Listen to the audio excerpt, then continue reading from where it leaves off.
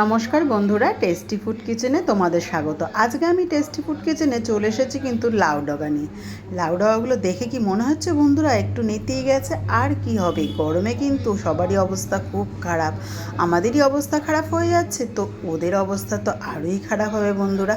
সত্যিই লাউ ডগাটা দাদাভাই আনতে আনতে আমি যখন কাটছি তার মধ্যে নেতিয়ে গেছে। যাক, লাউ শাকটা খুব ভালো করে সুন্দর করে কেটে নিয়েছি।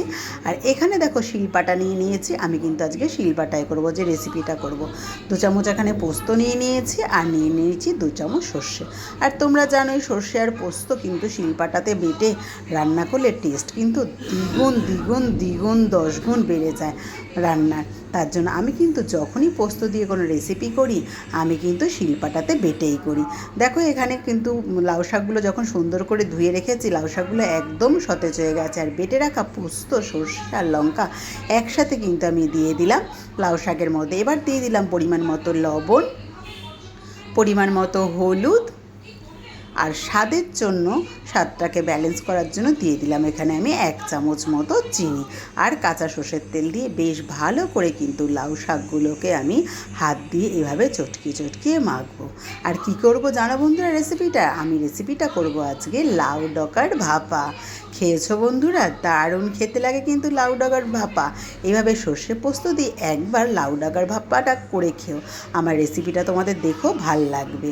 তো আমার রেসিপিটা তোমাদের ভালো লাগলে অতি অবশ্যই বন্ধুরা লাইক কমেন্ট করে দিও, আর আমাকে জানিও কেমন লাগলো আমার এই রেসিপিটা।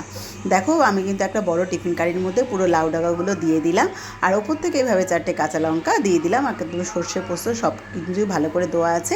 এবার ঢাকনাটা আটকে কিন্তু আমি গরম জলের মধ্যে বসিয়ে দিলাম। প্রায় 30 মিনিট মতো কিন্তু বন্ধুরা টাইম লাগবেই।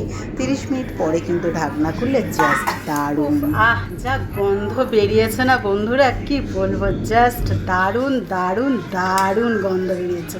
এত সুন্দর খেতে স্বাদ, তোমাদের কি বলবো। আমার এই রেসিপিটা বন্ধুরা তোমাদের ভালো লাগলে অতি অবশ্যই লাইক কমেন্ট করো। ফেসবুক থেকে দেখলে আমার ফেসবুক পেজটা ফলো করে দিও।